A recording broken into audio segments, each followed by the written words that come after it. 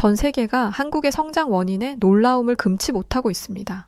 한국 전쟁 이후 나라가 황폐화되었고 천연 자원이라곤 아무것도 없던 한국이 전 세계에서 손에 꼽히는 경제 선진국으로 도약할 수 있었던 이유와 한국이 유일하게 가지고 있던 단 하나의 자원이 세계 이목을 집중시켰다고 하는데요.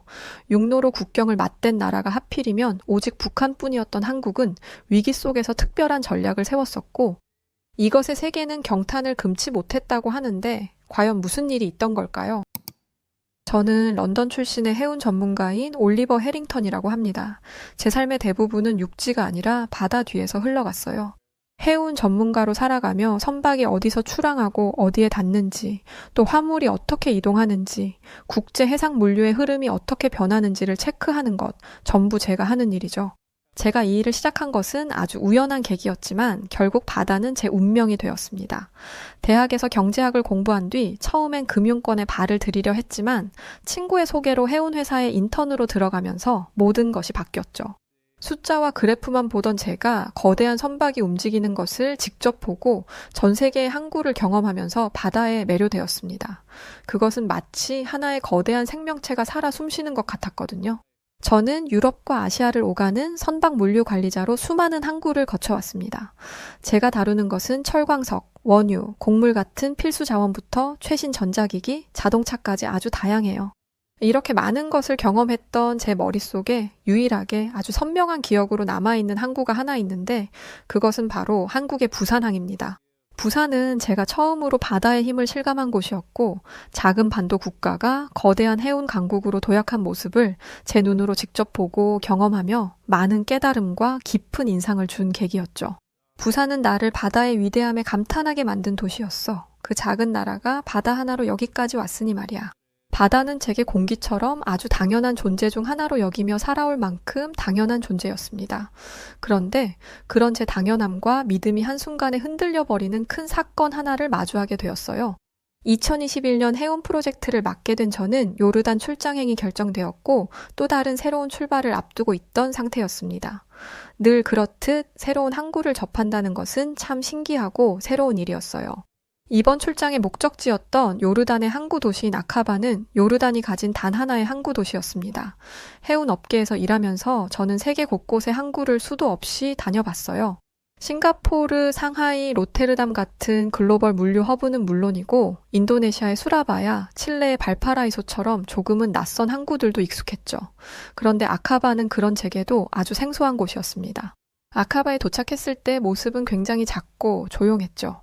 항구 도시라면 을에 분주하고 소란스러운 법인데 제가 상상한 모습과는 많이 다른 조용하지만 아주 강렬한 기운이 느껴지는 곳이었습니다. 거대한 크레인이 줄지어 서 있거나 수백 개의 컨테이너가 쌓여있는 풍경이 아니라 단출하고 아늑한 느낌이었죠.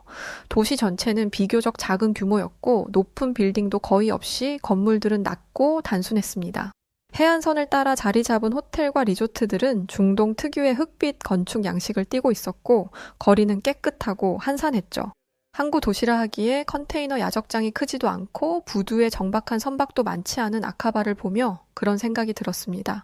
꼭 아카바는 마치 세상의 소음에서 한 걸음 비껴선 곳 같은 느낌이네. 항구 도시라고 하기에는 소박한 느낌인데 뭔지 모를 특별함이 자꾸만 느껴져서 신기한 느낌이란 말이지. 아카바의 묘한 매력에 빠져 항구를 찬찬히 둘러보고 있을 때 현지 물류 담당자 사미르는 제 곁으로 와 바다를 바라보며 이런 말을 해줬어요. 우린 이 작은 바다를 위해 석유가 나올 귀한 땅을 내줬습니다. 걷던 걸음을 멈추고 저는 물류 담당자를 의아하다는 듯 쳐다봤습니다. 이내 그가 제게 해준 말을 곱씹게 되었어요. 아니 석유가 나올 귀한 땅을 내줬다니? 그리고 작은 바다를 얻었다는 게 무슨 말이지? 석유라면 국가의 운명을 바꿀 수 있는 자원인데 그걸 포기하고 바다를 택했다는 말인가? 물류 담당자의 말은 꽤 혼란스러웠습니다. 석유라면 현대 경제의 핵심 자원이라 한 나라의 운명을 바꿀 수도 있는 아주 강력한 무기이죠. 특히나 중동 국가들을 떠올려 보면 사우디아라비아, 쿠웨이트, 아랍에미리트 같은 나라들은 엄청난 석유 매장량을 바탕으로 세계적인 부를 쌓고 있습니다. 오일머니 덕분에 초호화 도시들이 건설되었고 경제 발전의 속도도 아주 놀라운 수준이죠. 한마디로 석유가 있다는 것은 곧 부유한 미래를 보장받는 것이나 마찬가지인 거죠. 석유를 팔면 산업을 키울 수 있고 복지를 확충할 수 있으며 국제사회에서 협상력을 가질 수도 있는 정말 큰 행운이라고 볼 수 있어요. 석유는 정말이지 그 자체로 하나의 힘입니다. 그런데 그런 땅을 포기하고 바다를 택했다는 것은 도무지 이해하기 어려운 말이었죠.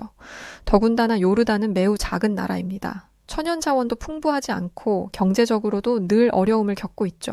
이렇게 어려운 나라에서 석유가 나올 땅이 있다는 걸 알았으면 그걸 무조건 어떻게든 개발해서 경제를 살렸어야지. 왜 그걸 넘기고 바다를 선택한 거지? 상식적으로 난 도무지 이해를 할 수가 없는데 저는 차마 물류 담당자에게 묻지는 못하고 속으로 곱씹으며 말을 했습니다. 그런데 이때까지만 해도 의아하고 당황스럽게만 느껴지던 이 물류 담당자의 한마디가 제 인생을 송두리째 바꿀 줄은 까맣게 몰랐습니다. 제가 넋이 나간 사람처럼 멍하니 있자 물류 담당자는 제게 이어 말을 했어요. 그때 우리는 석유보다 바다가 더 중요하다고 판단했어요.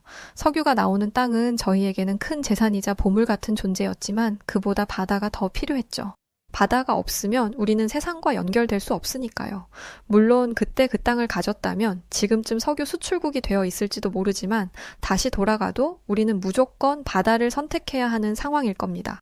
신기하게도 그의 얼굴을 바라봤을 때 후회와 미련이 보이는 얼굴이 전혀 아닌 확신에 가득 찬 눈빛이었습니다. 이내 바다를 찬찬히 바라보는데 바다는 단순한 해안선이 아니라 요르단이 국가의 미래를 걸고 선택한 길이라는 것을 조금씩 깨우치게 되었어요. 저는 선박 물류 전문가로서 전 세계를 돌며 해우는 제게 너무도 당연한 존재인 만큼 늘 바다도 그 자리에 있었습니다. 그러나 요르단은 그렇지 못했어요. 그들은 결국 선택을 해야 했던 겁니다. 내륙국으로 남을지 아니면 좁디 좁은 바다를 통해 세계로 나갈 길을 확보할 것인지 말이죠. 그때의 선택의 결과가 바로 제 눈앞에 펼쳐진 이 작은 항구 아카바였던 것입니다. 잔잔한 파도에 몇 척의 화물선이 부두에 정박해 있고 거대한 컨테이너선이 수없이 오가는 다른 항구들에 비하면 지극히 평범하고 작은 모습이었지만 이 바다가 없었다면 요르단은 내륙국으로 남았겠죠. 지금껏 단 한 번도 깊이 있게 생각해 본 적이 없던 사실을 처음으로 마주하고 제 안에서는 거대한 파문을 일으키기 시작했습니다. 1965년 8월 10일 요르단은 사우디와의 공식적인 국경 조정 협정을 체결했습니다. 이 협정을 통해 요르단은 사우디에 서울 면적의 10배가 넘는 7,000제곱킬로미터의 사막 영토를 넘겨주고 홍해 연안 19km의 해안선을 얻었죠.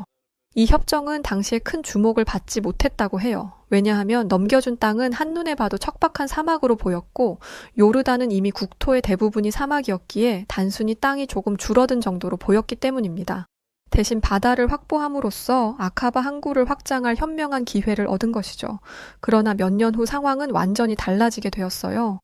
영토 교환이 이루어진 지 얼마 지나지 않아 사우디는 요르단으로부터 넘겨받은 땅에서 대규모 유전을 발견했습니다.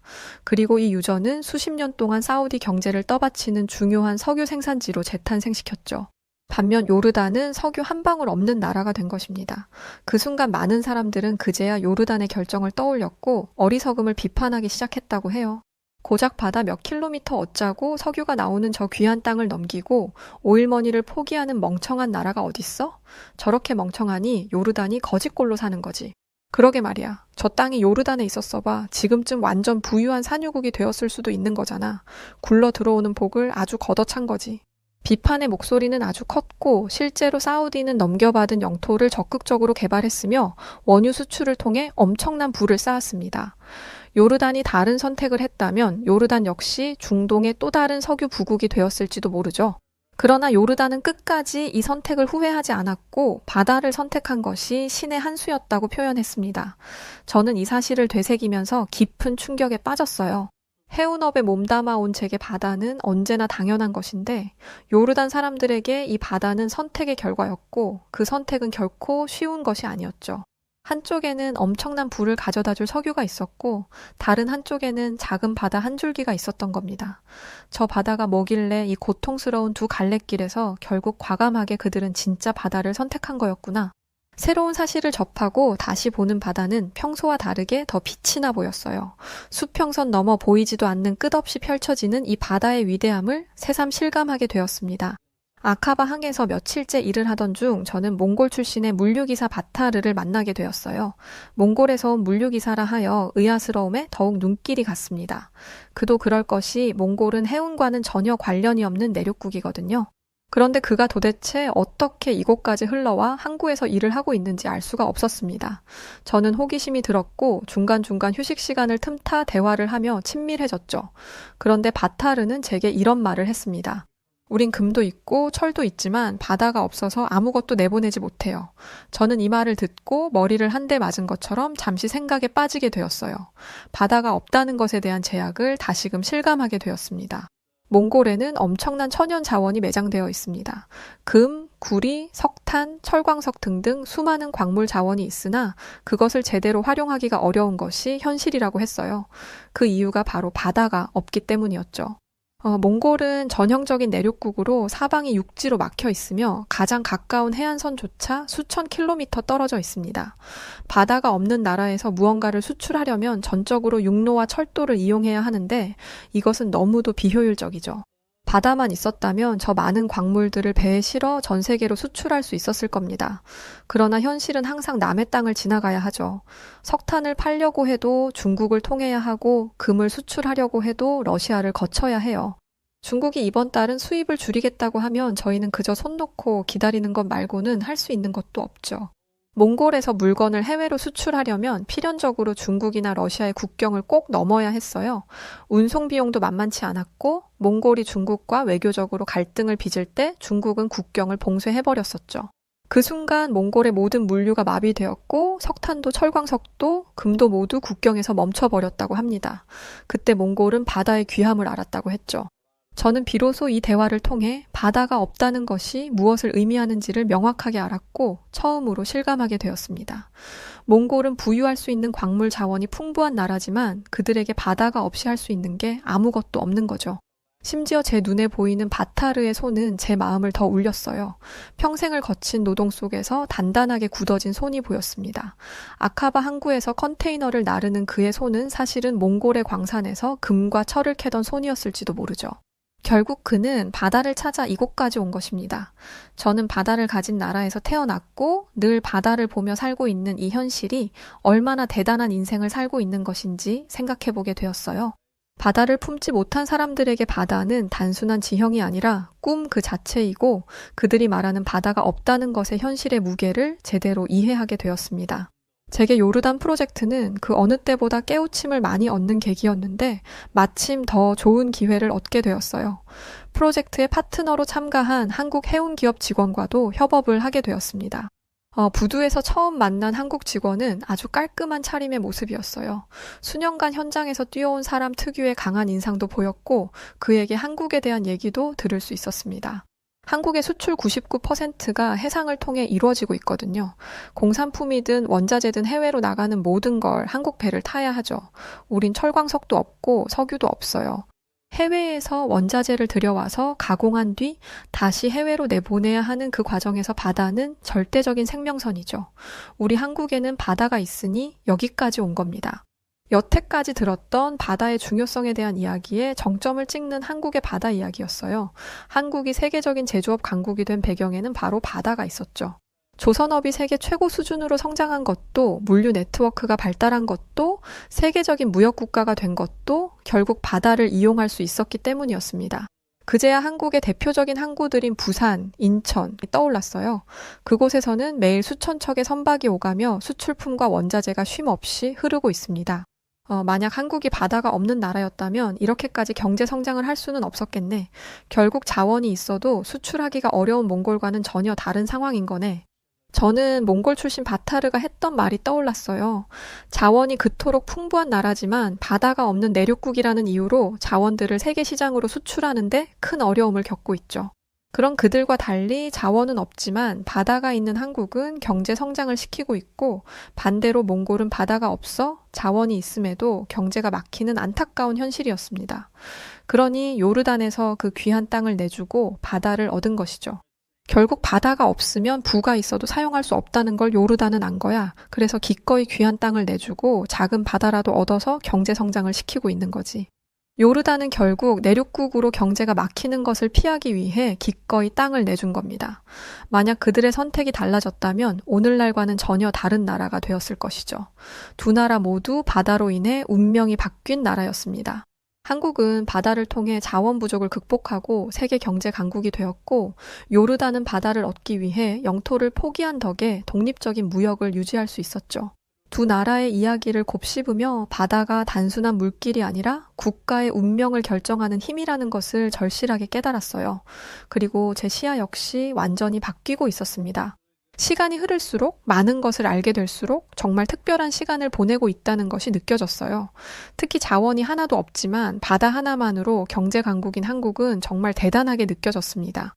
특히 한국의 부산은 제 머릿속에도 오래도록 각인이 될 만큼 위대한 곳이었는데 한국에 대한 스토리를 듣고 보니 새삼 더욱 대단하게 느껴졌습니다. 부산은 한국 최대의 항구이자 해상물류의 중심지로 세계 2위 환적항으로 성장했어요. 환적항은 단순히 화물을 싣고 내리는 곳이 아니라 세계 각국의 화물이 모였다가 다시 나라로 흘러가는 물류의 허브를 의미하고 있습니다. 즉 부산은 그 자체로 세계 해상무역의 심장부 중 하나이죠. 여기서 더 신기한 것은 한국 해운 기업 직원에게 들은 말 중 하나였습니다. 부산은 단순한 항구가 아니에요. 이 도시는 바다 위에 세운 도시거든요. 그가 제게 해준 말은 결코 과장이 아니었어요. 부산은 원래부터 해운과 무역의 중심지로 태어난 곳이 아니었습니다. 한국은 지정학적으로 반도로 이루어져 있지만 동쪽으로는 일본이, 서쪽으로는 중국이 가까이 있어 물류 환경이 녹록지 않았죠. 다만 부산은 태평양과 연결될 수 있는 가장 중요한 출구였고 한국은 이 기회를 놓치지 않았습니다. 결국 부산은 아시아와 미주, 유럽을 잇는 초대형 물류 거점으로 성장했다고 해요. 부산항이 지금처럼 성장한 것은 단순히 지리적 위치 때문만이 아니었던 것이죠. 한국은 바다를 이용해야만 살아남을 수 있는 나라였고 그 필요적인 이유가 부산을 세계적인 항구 도시로 만들었던 겁니다. 부산은 처음부터 바다 위에 세워진 도시였던 거죠. 그에 비해 아카바는 부산과 정반대였어요. 부산이 바다를 중심으로 성장한 도시라면 아카바는 바다를 얻기 위해 만들어진 도시였죠. 부산항의 모습을 보면 정말 영화 속에 들어온 것처럼 입이 떡 벌어질 정도의 규모인데 비해 아카바는 아주 작은 규모입니다. 그럼에도 이 아카바는 요르단에게 있어 산소 같은 존재이죠. 이 작은 항구가 없다면 요르단의 수출입은 이웃 국가에 의존할 수밖에 없었을 것이고 경제적으로 완전히 갇혔을 겁니다. 즉 더는 독립적인 무역 국가로 존재할 수 없었을지도 모르죠. 그렇기에 아카바는 요르단에 있어 단순한 항구가 아니라 국가 경제의 숨통이자 희망이라는 사실이 명확했어요. 부산항과 아카바 이 두 항구는 규모도 시스템도 모두 다르지만 모두 바다로 연결되어 있다는 점에서 많이 닮아 보였습니다. 부산은 바다 위에 세운 도시였고 아카바는 바다 하나 얻기 위해 세운 도시였던 거였네. 결국 두 곳 모두 바다로 인해 운명이 결정된 점이 아주 많이 닮아 있어 보여. 두 곳은 모두 바다가 없었다면 존재할 수 없었던 도시라 해도 과언이 아니었죠. 부산이 바다 덕분에 세계적인 물류 중심지로 거듭나고 아카바 역시 국가 경제를 활발하게 할 수 있게 되었으니 말입니다. 바다는 진짜 단순한 물길이 아니구나. 나한테는 늘 너무 당연한 존재였는데 바다는 국가의 경제를 결정하는 힘이 있었고 도시를 만들고 나라의 운명을 바꾸는 엄청난 존재였어. 바다가 숨기고 있던 진짜 힘을 비로소 깨닫게 되었어요. 국가의 생명선이자 문명의 연결망이 바로 바다라는 것을 알게 되었습니다. 이 모든 것을 알게 된 후 바다가 국가 산업에 미치는 영향에 다시 한번 깊이 생각하게 되었어요. 요르단과 몽골 같은 내륙국들은 바다가 없는데 이게 단순한 지리적 특징이 아니라 국가 경제와 산업의 근본적인 한계를 결정짓고 있다는 것을 알 수 있었죠. 이런 나라들은 조선업도 철강업도 불가능합니다. 조선소를 세우려면 우선 배를 띄울 수 있는 부두가 있어야 하는데 바다가 없는 나라에서는 애초에 조선업을 시작할 수조차 없는 거죠. 몽골만 예로 들어봐도 철광석에 석탄에 지하 자원이 이토록 풍부하지만 이 원자재를 가공해 조선업에 활용할 수 있는 방법이 없습니다. 왜냐하면 철강을 생산하려면 어마어마한 양의 철광석과 석탄을 국제적으로 수출입해야 하는데 바다가 없으면 그 과정이 극도로 비효율적이기 때문이죠. 이는 요르단도 마찬가지였어요. 비록 아카바라는 작은 항구가 있으나 대규모 철강업과 조선업을 육성할 만큼의 기반이 되기엔 역부족이었습니다. 이런 나라들은 필연적으로 해양 국가들의 철강과 조선업에 의존할 수밖에 없는 거죠. 선박을 보유해야 한다면 조선소가 있는 나라에서 배를 사야 했고 철강이 필요하면 항구를 통해 육로로 들여와야 하죠. 이는 곧 물류 비용 상승과 산업 발전의 한계를 의미하고 있었습니다. 그에 비해 한국은 바다를 기반으로 철강과 조선업을 차츰 키워나가고 있었어요. 1960년에서 70년대 한국은 산업화를 추진하면서 포항에 대규모 제철소를 건설했고 그것이 바로 포스코입니다. 포스코가 성장할 수 있었던 이유는 아주 단순한데 원자재를 실어나갈 바다가 있었기 때문이었죠. 포항의 제철소에는 대형 선박이 드나들 수 있는 항구가 있다고 해요. 이 항구를 통해 브라질, 호주, 인도네시아 등 세계 곳곳에서 철광석과 석탄을 수입할 수 있는 거죠. 그 덕분에 포스코는 고품질의 철강을 대량으로 생산할 수 있었고 이는 곧 한국 조선업 성장의 토대가 되었던 것입니다. 또한 조선업도 마찬가지였다고 해요. 삼성중공업, 현대중공업, 대우조선해양과 같은 기업들은 바닷가를 따라 조선소를 건설했습니다. 부산, 거제, 울산 등지에 조선소를 짓고 세계 최대 규모의 선박을 건조할 수 있는 시스템을 구축했죠. 이 모든 것이 가능했던 것은 바로 한국이 해양국가였고 바다가 있었기 때문이었어요. 저는 그제야 바다가 가진 의미를 온전히 이해할 수 있었습니다. 과거에 저는 바다를 단순한 교역 통로 정도로만 여겼고 제가 일하는 일터에 있는 당연한 존재로 여겼어요. 상품과 원자재가 고가는 하나의 길로 보이는 그 이상도 이하도 아니라고 여겼습니다. 그러나 이 모든 사실을 명확하게 깨닫고 나니 바다라는 것이 가진 힘의 크기와 국가 경제의 기반, 그리고 산업을 일으키는 힘이 얼마나 대단한지 알겠더라고요. 결국 바다가 없으면 조선업도 철강업도 무역도 아무것도 성장할 수 없는 거네. 바다가 있는 나라와 없는 나라의 차이는 결국 국가의 운명을 가르는 차이라고 볼 수 있겠어. 내륙국은 다 내주고라도 바다를 꼭 얻어내야 하는 이유가 있는 거지. 아무것도 가진 게 없는 나라, 한국이 유일하게 가진 게 바다인데 그 바다를 가진 한국의 성장은 실로 대단했습니다. 한국은 무역 의존도가 세계 최고 수준인 나라였죠. 한국은 육로로 국경을 맞댄 나라가 북한뿐이라 교역은 거의 전적으로 해상 운송에 의존하고 있다고 해요. 한국 수출입 물량의 99%가 해상을 통해 이동하고 철광석, 원유, 천연가스 같은 원자재도 대부분 바다를 통해 들여오죠. 이 외에도 삼성, 현대, LG, SK 같은 글로벌 기업들도 바다 없이는 성장할 수 없었습니다. 즉 부산항이 없었다면 한국 경제도 존재할 수 없었던 거죠. 1960년대만 해도 한국은 아주 가난한 나라였다고 해요. 철광석도 없고 석유도 자원도 부족했습니다. 그러나 한국은 이 위기의 사태 속에 무역을 통해 성장하겠다는 새로운 전략을 세웠죠.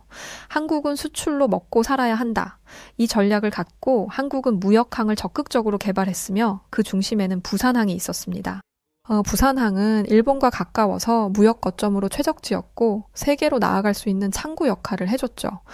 이후 1970년에서 1980년대 한국은 무역뿐 아니라 조선업과 철강업을 통해 해양산업 강국으로 발돋움을 했습니다. 바다가 있던 한국은 부산항을 비롯한 해상 물류 시스템을 갖췄고 그를 통해 한국은 철강을 만들고 배를 만들고 세계 시장에 수출하기 시작했어요. 1990년대 이후 한국 경제가 급성장하면서 부산항도 더욱 발전했습니다. 부산 신항 개발로 세계적인 환적항으로 도약을 하며 세계 5위 컨테이너 항만 연간 220만 TEU를 처리했죠. 또한 해운 기업 HMM 성장으로 글로벌 해운 업체로 완벽한 자리매김에 성공합니다.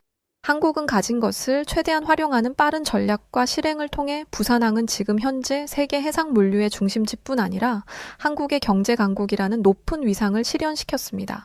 결국 한국은 유일하게 가진 바다 하나만으로 경제를 발전시킨 정말 대단한 나라였죠. 모든 프로젝트를 마치고 런던으로 돌아가는 비행기 안에서 정말 수많은 생각이 들었습니다. 문득 비행기 창밖에 한없이 펼쳐진 바다를 보는데 제 마음속에서 이상한 감정들이 차올랐죠. 지금까지 저는 저 대단한 힘을 가진 바다를 너무 당연한 것으로 여기고 살았습니다. 런던에서 태어나고 자란 저는 바다를 한 번도 부족한 자원이라거나 누군가에게는 너무 간절할 거라는 생각은 한 적이 없었어요. 런던은 템스 강과 연결되어 있고 영국은 사방이 바다로 둘러싸인 섬이죠.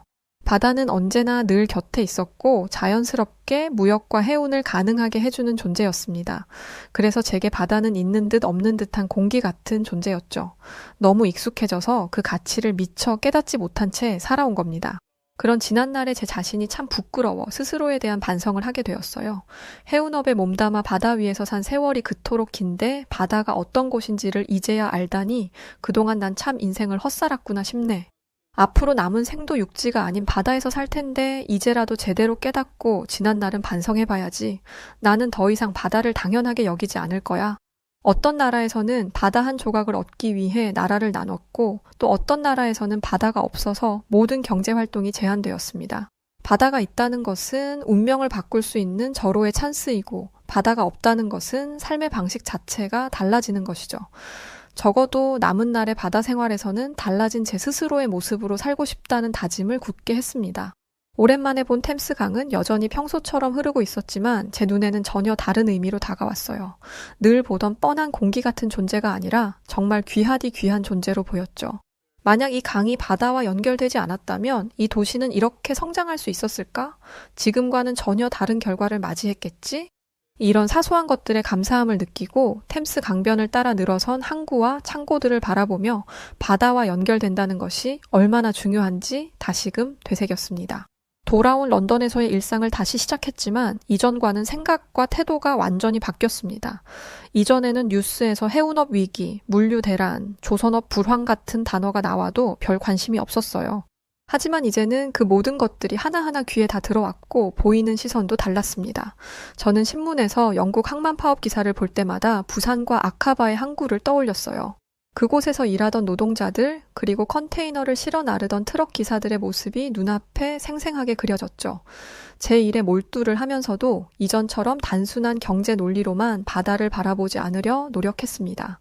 이제 저는 바다를 사람들의 삶과 연결된 공간으로 보기도 했죠. 그러던 어느 날 한 해운업 관계자의 인터뷰를 접하고 깊은 생각에 잠겼습니다. 만약 해운이 멈춘다면 전 세계는 단 3일 만에 혼란에 빠져 그야말로 초토화가 될 것입니다. 과거에 저였다면 신경도 쓰지 않고 넘겼을 얘기지만 이제는 피부로 와닿기 시작했어요. 적어도 저는 정말로 알았으니 말이죠. 바다가 없다면 이 세계는 결코 지금과 같을 수 없다는 것을 말입니다. 저는 변화된 시각을 바탕으로 아주 작은 실천들을 시작하고 있어요. 해운과 물류 관련 세미나에 적극 참여 중에 있고 바다를 연구하는 학자들의 인터뷰 및 영상을 보며 바다가 단순한 무역 경로가 아니라 인류의 생명선이라는 것에 대한 공부를 끊임없이 하고 있습니다. 또한 런던에서 활동하는 국제 해운 기업들과 협력해 해운 산업이 지속 가능한 방식으로 발전할 수 있도록 지원하는 프로젝트에도 참여 중에 있어요. 그리고 제게 이런 울림과 깨달음을 준 귀한 인연들에게 제 마음을 담은 편지도 보냈습니다. 덕분에 바다에 대한 귀중함을 제대로 깨닫고 하루하루 소중하게 살아가고 있습니다. 그저 당연한 존재라 여겼던 제게 큰 깨우침을 주셔서 감사합니다. 조만간 프로젝트로 한 번 더 갈 예정인데 그때는 웃으며 맛있는 저녁 한 끼 했으면 좋겠습니다. 많은 사람들과 나라에서는 석유를 최고의 자원이라 생각합니다. 부와 권력을 결정짓는 것은 늘 석유였기에 이 석유를 차지하려 전쟁을 벌이기도 하죠. 석유가 발견된 나라들은 순식간에 부자가 되었고 그렇지 못한 나라들은 경제적으로 뒤처졌습니다. 그러나 정말 더 중요한 자원은 바로 바다라는 것을 알아야 해요. 바다는 단순한 자연 환경이 아니라 국경을 넘어 세계를 연결하는 통로이며 무역, 산업, 그리고 국가의 운명을 결정하는 열쇠입니다.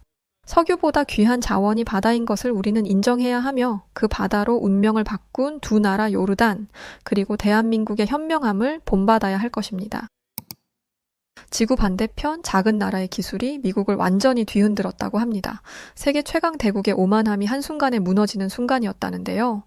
수십 년간 그들이 놓쳐왔던 치명적인 격차, 그리고 FEMA의 대응팀 책임자는 처절한 몸부림을 쳤다는데 과연 무슨 일이 있던 걸까요? 안녕하세요. 저는 미국 FEMA 연방재난관리청에서 워싱턴주 대응팀 선임 담당관으로 일하고 있는 사라 미첼이라고 합니다. 제가 이렇게 사연을 보내게 된 이유는 이번에 있었던 큰 홍수를 통해 얻은 교훈을 나누기 싶어서예요. 모든 건 얼마 전 워싱턴주를 강타한 최악의 홍수 사태에서 시작됐습니다. 태평양에서 불어온 거대한 비구름이 우리 지역을 집어삼켰죠. 대기천 현상에 의한 홍수였는데 말 그대로 하늘에 강이 생긴 것처럼 엄청난 양의 수증기가 한꺼번에 밀려 들어온 거였습니다. 처음에는 그냥 평범한 겨울 비인 줄로만 알았어요. 하지만 비는 멈추지 않았고 스카지강, 벨링햄 등 주요 하천들이 하나둘씩 위험 수위를 넘어서기 시작했습니다. 미셸님, I5 고속도로에 긴급 상황이 발생했습니다. I5 고속도로 아래 지반이 심각하게 약화되어서 붕괴 가능성까지 있다는 거였죠. 이 보고를 봤는데 머리가 하얘지더라고요. I5는 워싱턴주의 대동맥과도 같은 고속도로입니다. 시애틀에서 포틀랜드까지 이어지는 서부의 대동맥이거든요. 이 도로가 무너진다는 건 상상만 해도 끔찍한 일입니다. 이 소식을 들은 제가 평소보다 더 긴장했던 이유는 또 있어요. 저는 출산 휴가를 떠난 팀장님 대행으로 있었거든요. 불과 2주밖에 안 됐는데 이런 긴급 사태가 벌어지다니 긴장될 수밖에 없죠. 현장은 보고받은 내용보다 더 심각했습니다. 이미 도로 갓길 일부가 무너져 내린 상태였고 차에서 도망쳐 나온 시민들은 갈 곳을 잃고 주변을 서성이고 있었거든요. 창문까지 잠긴 주택들, 거리를 떠다니는 자동차들, 정전으로 깜깜해진 마을까지 10년간 재난 현장을 봐왔지만 이런 광경은 처음이었습니다. 급하게 팀장님에게 전화를 해서 어떻게든 방법을 찾으려고 하는데 팀장님도 방법이 없는 건 매한 가지였어요. 도시 인프라는 이런 수준의 재난을 감당하기엔 너무 노후화되어 있었거든요. 미국처럼 돈도 많고 잘 사는 나라에서 홍수 하나 감당하지 못하냐 생각하는 게 일반적이지만 저희 지역의 다리는 1960년대에 지어졌고 배수시설은 수십 년이나 됐습니다. 이런 시설에 대한 경고가 없었던 건 아니었는데 예산 문제로 개선이 미뤄져 왔어요. 지금 당장 큰 문제가 없는데 거기 들어갈 예산으로 다른 일을 하자는 게 지역 정치인들의 생각이었죠. 자연재해가 하도 많으니까 포기한 것 같기도 해요. 당시 고립된 가구는 최소 50가구였고 하늘에 구멍이 뚫린 듯 비가 와서 헬기 구조마저 어려운 상황이었습니다. 그리고 어떻게 대처해야 하는지 고민하는 동안 다리 일부가 무너졌어요. 이로 인해 그 지역 주민들은 완전히 고립됐죠. 비가 조금 그친 다음 날 아침 본부장님이 전 직원 미팅을 소집했습니다. 본부장님은 무거운 표정으로 말씀을 시작하셨어요. 현재 상황이 심각했을 뿐더러 경보 시스템이 제대로 울리지 못해서 주민들의 큰 피해가 있었던 게 드러났기 때문이었습니다. 저는 제대로 깨질 각오를 하고 있었어요. 그래도 본부장님처럼 베테랑인 분이 하는 말이라면 분명 유용할 거라고 생각했기에 배우고자 하는 마음으로 귀를 기울였습니다. 그런데 본부장님에게서 나온 말은 제 기대와 전혀 다른 거였어요. 이번 홍수로 인한 피해가 얼마나 심각한지 다들 아시겠죠?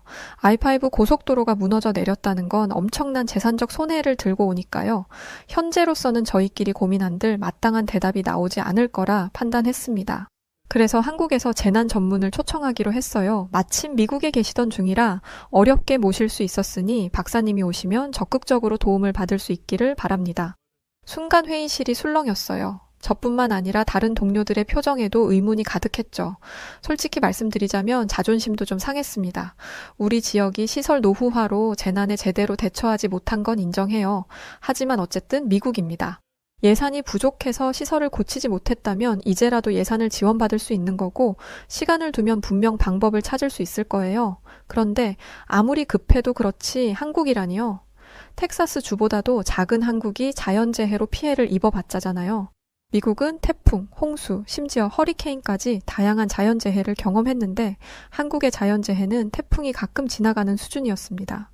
허리케인과 비교하면 어린애들 장난과 다름없죠. 회의가 끝나고 사무실로 돌아와 스마트폰으로 한국의 자연재해 기록을 찾아봤습니다. 연간 강수량도 우리보다 적고 큰 강도 없고 산이 많다고는 하지만 로키 산맥에 비하면 그저 언덕 수준이더라고요. 그래서 역시 이런 나라에서 온 전문가가 도움을 줄 수 있을 리가 없어. 전문가라고 해봤자 이론만 배운 학자일 뿐이겠지. 그리고 미국의 광활한 국토도 극단적인 기후도 경험해보지 못한 사람이 어떻게 우리를 도울 수 있겠어? 라고 생각했습니다. 결국 용기를 내어 본부장님을 찾아갔어요. 본부장님, 이번 결정은 재고해 주셨으면 합니다. 지금은 한시가 아까운 상황입니다. 새로운 시스템을 이해하고 적용하려면 오랜 시간이 걸릴 텐데 저희에게는 그런 시간이 없어요. 중앙정부의 도움을 받아야죠. 더군다나 그분은 미국의 질이나 기후도 전혀 모르지 않겠습니까? 알아도 지식으로밖에 모를 겁니다. 재난은 직접 몸으로 부딪혀야 알 수 있는 건데 시민들의 안전과 연결되어 있는 중요한 사안을 그런 사람에게 맡길 수는 없어요. 본부장님이 뭐라 말씀하시려는데 저는 막무가내로 말을 이었어요. 솔직히 말씀드리면 이건 우리의 자존심 문제이기도 합니다. FEMA는 세계 최고의 재난관리 기관입니다. 우리가 해결하지 못하는 걸 한국인이 해결한다면 FMA의 위상이 떨어질 거예요. 제 목소리가 떨리고 있었고 본부장님의 표정이 굳어졌지만 한 번 말을 시작하니 멈출 수가 없었어요. 차라리 우리끼리 해결책을 찾는 게 그때였어요. 본부장님이 손을 들며 제 말을 자르셨습니다. 10년 전 내가 본 걸 이야기해줄까? 본부장님은 제게 오래된 사진 한 장을 보여주셨습니다. 사진은 눈이 내린 도시의 사진이었는데 눈이 얼마나 많이 왔는지 마치 도화지 한 장을 보는 것 같았습니다. 2014년 한국의 강원도라는 지역에서 찍은 사진일세. 벌써 10년이나 지난 사진이지. 본부장님은 그때의 기억을 더듬으시는 것 같았습니다. 10년 전, 본부장님은 재난안전협력 프로그램으로 한국에 갔었는데 강원도로 현장 시찰을 갔던 중 갑작스러운 폭설을 마주했다고 합니다. 처음에는 한국에 눈이 와봤자 뭐 얼마나 오겠어? 라고 생각했었지. 그런데 이틀 만에 무려 110cm나 내렸어. 뉴욕이나 보스턴의 최악의 폭설과 맞먹는 수준이었다고. 그런데 강원도는 산악지대라 뉴욕, 보스턴의 지형보다 험해.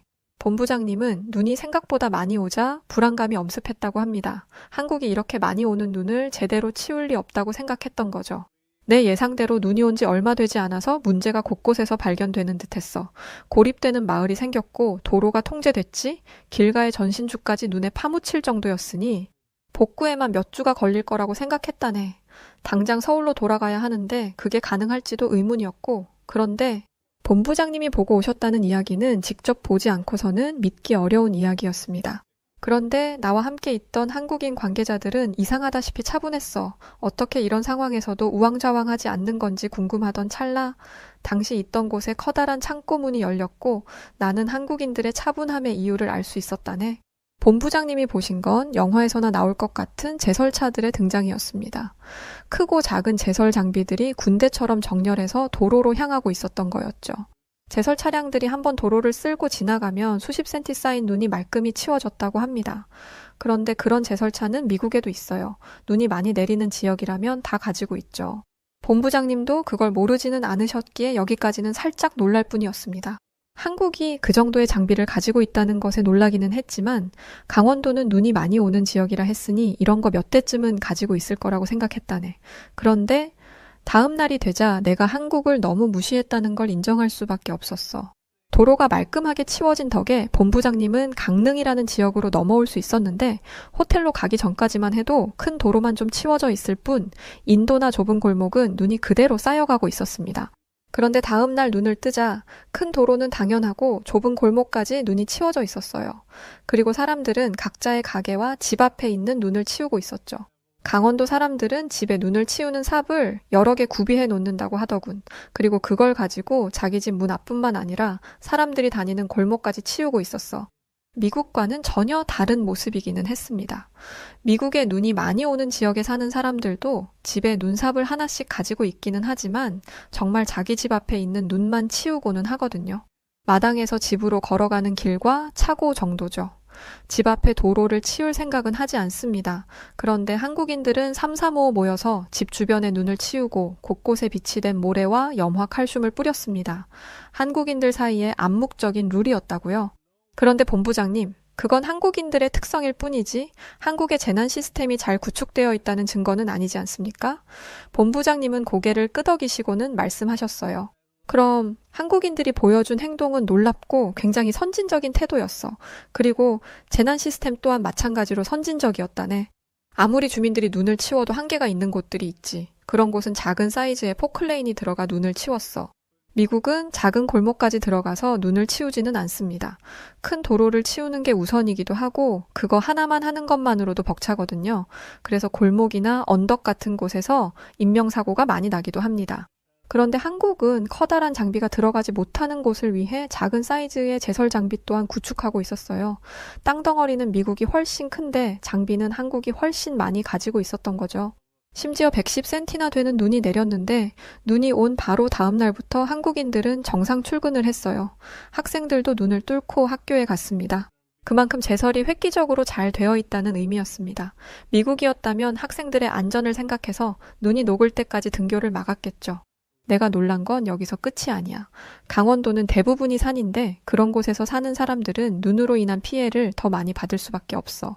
특히 그런 사람들 중에는 노인들이 대부분이라 눈이 오면 꼼짝없이 발이 묶이기 마련이지. 이건 확실히 큰 문제이기는 했습니다. 이번 홍수 때만 해도 고립된 사람들을 어떻게 지원해야 하는지 머리를 싸매고 고민했으니까요. 헬기를 띄워서 물자를 지원하더군. 심지어 군인들까지 동원해서 길을 뚫고 지붕에 있는 눈을 치웠어. 사람들이 밀집해서 사는 곳이 아니라 동떨어진 산에서 혼자 사는 노인 한 명을 위해 그런 수고로움을 자처한 거지. 이런 게 가능할 거라고는 생각해 본 적도 없습니다. 왜냐하면 이게 가능하려면 누가 어디에 몇 명이 사는지를 알아야 하는 거잖아요. 한국은 이런 상황을 대비하여 주민들의 거주 상태를 이미 파악하고 있었고 재난이 발생하는 그 시점부터 즉각적으로 움직였습니다. 그리고 모든 게 효율적이고 정확했죠. 재난이라는 건 규모의 문제가 아니야. 어떻게 대응하느냐의 문제지. 한국이 작은 나라라서 재난 대처 방식에 미숙할 거라는 건 굉장히 잘못된 생각이네. 한국은 내가 본 그 어떤 나라보다도 효율적인 시스템을 만들어냈어. 미국에서는 재난이 발생하면 수십 명 죽는 건 일도 아니지. 이제는 그게 당연하다는 식으로 생각하고 있어. 국가가 재난에 처한 국민을 지키지 못한 게 어떻게 당연한 일인가? 그런데 한국은 재난 때문에 한 명이라도 잘못되면 난리가 나. 그만큼 책임감이 강하다고. 나는 이번에 올 박사님에게서 그런 책임감도 함께 배웠으면 하네. 저는 곧바로 한국이 어떤 장비를 사용하고 있는지 찾아보았습니다. 다목적 제설차라는 걸 사용하는데 눈을 밀어내는 동시에 갈아서 길 옆으로 뿜어내게 하더라고요. 저희처럼 무작정 밀어버리는 것과는 효과가 달랐습니다. 그리고 자동 염수 분사 장치라는 게 도로에 깔려 있어서 기온이 영하로 떨어지면 자동으로 작성하여 도로 결빙을 막는다고 하더군요. 열선이 깔려 있는 도로도 많았고요. 우리는 예산하면서 시설 보수를 미루고 있었는데 지구 반대편 한국에서는 최첨단 기술을 이미 도입한 상태였습니다. 한국이 어떤 식으로 재난 상황을 대비하는지 알게 되자 제 생각이 무조건 정답은 아니라는 걸 알았지만 여전히 한국에서 오시는 박사님에 대한 의심은 있었습니다. 미국과 한국은 엄연히 다르니까요. 그리고 제가 본 건 제설에 관한 것이었지 홍수에 대한 대처 방법은 아니었습니다. 드디어 한국의 김 박사님이 도착하셨고 저는 정장 차림에 온화해 보이는 박사님을 시험해 보기로 했습니다. 홍수 피해 지역으로 떠나기 전 박사님이 우리 지역의 특수성을 얼마나 잘 이해하고 있는지 확인하고 싶었거든요. 박사님, 캐스케이드 산맥이 왜 우리 지역 홍수의 주요 원인이 되는지 아시나요? 다소 도전적인 질문이었죠. 하지만 김 박사님은 미소를 지으며 차분하게 대답하셨어요. 캐스케이드 산맥이 태평양에서 오는 습한 공기를 막으면서 지형성 강수를 일으키죠. 특히 대기천 현상이 발생하면 산맥 서쪽에 집중적인 강수가 내립니다. 이번 홍수처럼 말이죠. 자신감 있는 말투의 순간 말문이 막혔어요. 하지만 포기하지 않았습니다. 그럼 우리 지역의 토양 특성은요? 이번 홍수가 유독 심각했던 이유가 그러자 김 박사님은 제 말이 끝나기도 전에 태블릿을 꺼내셨어요. 이 지역은 화산재 토양이 많죠. 화산재 토양은 물을 잘 흡수하지만 일단 포화되면 매우 불안정해집니다. 게다가 최근 들어 토양 황폐화가 심각해서 지반 침식에 더욱 취약한 상태고요. 이어서 지질도를 보여주시면서 설명하셨습니다. 특히 루이스 카운티의 경우 제3기 퇴저감이 주를 이루고 있어서 산사태 위험이 높습니다. 이런 지질학적 특성을 고려하면 전통적인 홍수 대응 방식으로는 한계가 있을 수밖에 없죠. 저는 마지막 질문을 던졌어요. 그렇다면 우리 지역의 하천 관리 시스템은 어떻게 생각하시나요? 김 박사님은 잠시 생각하시더니 정중하게 말씀하셨습니다. 솔직하게 말씀드리자면 960년대에 설계된 시스템이라 현재의 기후 변화를 고려하지 못했다는 게 가장 큰 문제입니다. 특히 우회수로의 용량이 부족하고 제방 높이도 현재 위험도에 비해 낮은 편이에요. 하지만 더 중요한 건 박사님은 잠시 말을 멈추었다가 이어갔습니다. 치수 대책이 하천 중심으로만 되어 있다는 거죠. 현대적인 홍수 관리는 유역 전체를 하나의 시스템으로 보고 접근해야 합니다. 도시 계획부터 산림 관리까지 통합적으로요. 박사님의 전문성은 의심할 여지가 없었어요. 솔직히 제가 이해하지 못하겠는 내용도 있었죠. 제가 알지 못하는 내용까지 자세히 설명하시는 걸 보니 오히려 저보다 우리 지역에 대한 이해도가 높은 분으로 보였습니다. 하지만 저는 아직도 마지막 한 가지 의문을 가지고 있었어요. 그래도 미국과 한국은 규모가 너무 다르지 않나요? 그놈의 땅 얘기였죠. 솔직히 이 말을 하고 후회했어요. 제 말투나 내용이 무례했다는 걸 알고 있었거든요. 그런데 왜인지 말을 계속 이었습니다. 뭐랄까, 본부장님에게 말했던 한국인에게 도움을 받으면 우리의 위상이 낮아질 거다라는 이유 때문이었던 것 같아요. 10년이나 이 일을 했던 저보다 갑자기 나타난 한국인의 전문성이 더 뛰어나다 보니 자존심이 상하기도 했고요. 박사님의 전문성은 인정합니다. 하지만 한국의 국토는 우리 워싱턴 주보다도 작다고 들었어요. 작은 나라에서의 경험이 과연 여기에 적용될 수 있을까요? 한국에서 효과가 있었다고 미국에서까지 효과가 있을 거라 자신하지는 못할 거라 생각합니다. 김 박사님의 표정이 순간 굳어지는 걸 봤는데도 멈출 수가 없더라고요. 한국의 재난관리 시스템이 아무리 뛰어나도 그건 한국 규모에 국한된 거겠죠. 미국은 달라요. 우리는 대륙급 자연재해를 다루고 있어요. 한 번의 허리케인이 한국 전체 크기만 한 지역을 덮치기도 하니까요. 솔직히 이야기할까 말까 고민했는데 박사님을 만나기 전 제 머릿속에는 더 무례한 생각이 있었어요. 한국인들은 다들 소심하고 우유부단하다고 하던데 한국에서 오는 박사님도 미국의 대륙급 자연재해를 경험해보면 도망갈지도 몰라 하는 편견이었죠. 하지만 제 앞에 앉아 계신 분은 달랐어요. 한치의 물러섬도 없이 당당하게 그러면서도 예의 바르게 제 도전적인 태도를 받아치고 계셨거든요. 김 박사님은 공격적으로 들릴 수도 있는 제 말을 끝까지 경청하셨어요. 그리고 천천히 하지만 분명한 어조로 말씀하셨습니다. 미첼 씨, 혹시 스마트폰 쓰시나요? 재난 얘기하다 갑자기 웬 스마트폰? 뜬금없는 질문에 저는 잠시 당황했어요. 갑자기 무슨 말씀이시죠? 그 스마트폰에 들어가는 작은 반도체가 없었다면 스마트폰을 사용하지 못할 겁니다. 작은 게 큰 것을 움직이는 힘이 되기도 한다는 거예요. 그리고 그 작은 반도체를 만드는 주요 생산국이 한국이라는 걸 알고 있나요? 한국의 기술력은 전 세계가 인정하는 것이고 한국은 그런 기술들을 이용해 최첨단 재난 경보 시스템 등 다양한 방식을 만들어냈습니다. 김 박사님의 목소리는 여전히 부드러웠지만 눈빛은 날카로웠습니다. 자연재해에는 국경이 없습니다. 우리가 다루는 건 물과 바람, 그리고 땅이에요. 자연은 우리가 어느 나라 사람인지 신경 쓰지 않죠. 중요한 건 얼마나 효율적으로 대응하느냐는 겁니다. 잠시 침묵이 흘렀습니다. 제가 유엔 자문위원으로 있을 때 브라질의 아마존에서도 일했고 방글라데시의 몬순 홍수도 다뤄봤습니다. 재난의 본질은 어디나 같아요. 다만 접근하는 방식이 다를 뿐이죠. 그리고는 의미심장한 미소를 지으며 덧붙이셨어요. 그리고 작다는 건 오히려 장점이 될 수 있어요. 한정된 자원으로 최대의 효과를 내야 하니까요.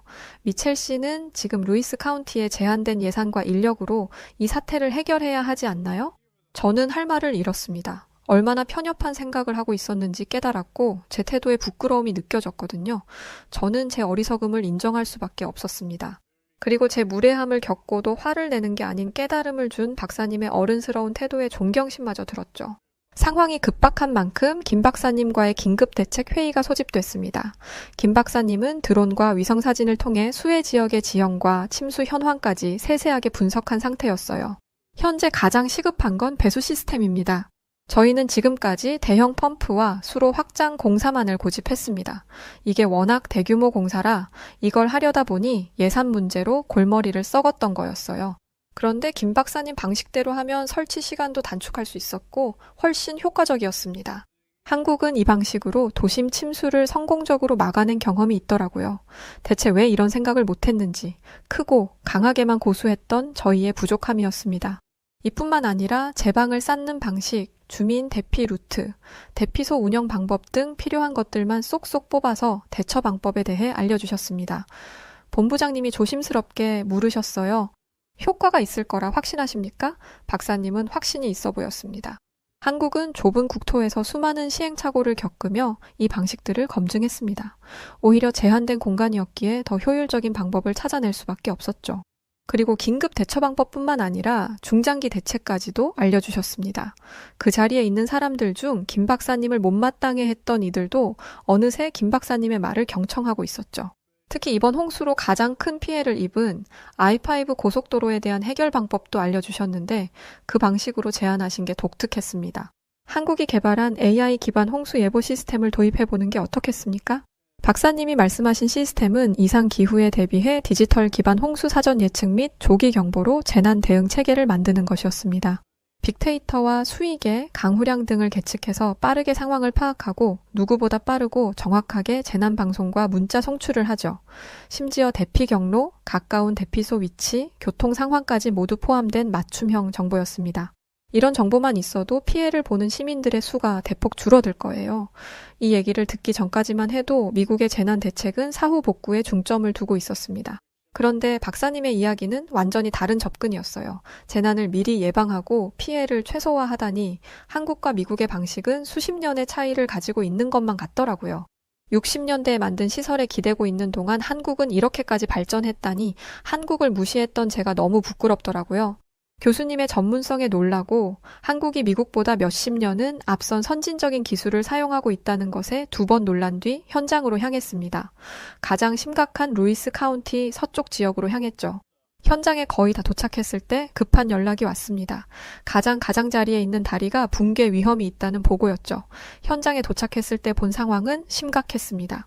불어난 강물이 다리 기둥을 위협하고 있었고 주변 제방도 금이 가기 시작했습니다. 그때였습니다. 저기 봐요. 누군가의 외침에 고개를 돌렸을 때 저는 강물에 떠내려가는 작은 형체를 봤습니다. 그건 다름 아닌 리트리버였어요. 목줄이 나뭇가지에 걸려 허우적거리고 있었죠. 구조보트를 부른다면 구출할 수는 있겠지만 그러려면 시간이 너무 오래 걸렸습니다. 물이 계속 차오르고 있었고 이 상태로라면 구조보트가 오기도 전에 익사할 게 분명했어요. 리트리버의 주인은 주저앉아서 어쩔 줄 몰라 하며 울고 있었고 모두가 발을 동동 구르며 방법을 찾아 헤맸습니다. 하지만 다들 같은 생각이었어요. 도무지 구할 방법이 떠오르지 않았거든요. 그런데 그때 김 박사님이 재킷을 벗으셨습니다. 설마 했어요. 설마 방금 전까지 전문적인 이야기를 술술 하던 지식인이 이렇게 위험한 상황에 뛰어들 리가? 라고 생각했죠. 누가 봐도 위험한 상황을 감수할 리가 없잖아요. 그런데 김 박사님은 제 예상과 달리 그 위험을 감수하고서 물에 뛰어들 생각이셨습니다. 김 박사님은 구조용으로 가져온 로프를 몸에 묶더니 말씀하셨어요. 저쪽에서 제가 신호하면 로프를 당기세요. 절대 놓치면 안 됩니다. 저는 김 박사님을 말렸습니다. 한국인 전문가가 여기서 잘못되기라도 하면 어떡해요. 그리고 이미 김 박사님에 대한 호감을 가지게 되었기 때문에 진심으로 걱정이 됐습니다. 박사님, 아무리 모든 생명이 소중하다지만 박사님께서 이런 위험을 감수하실 필요는 없습니다. 구조활동은 저희가 할게요. 제발 이러지 마세요. 하지만 박사님은 괜찮다며 안심시키셨고 뒤도 돌아보지 않고 물에 뛰어드셨습니다. 김 박사님이 물에 뛰어드신 순간 저는 숨을 멈췄어요. 급류에 휩쓸리실까봐 너무 무서웠거든요.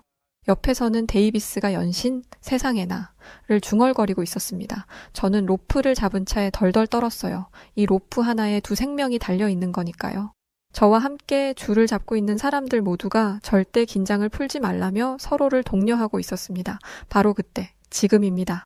박사님의 신호와 함께 우리 모두가 하나 되어 로프를 당겼어요.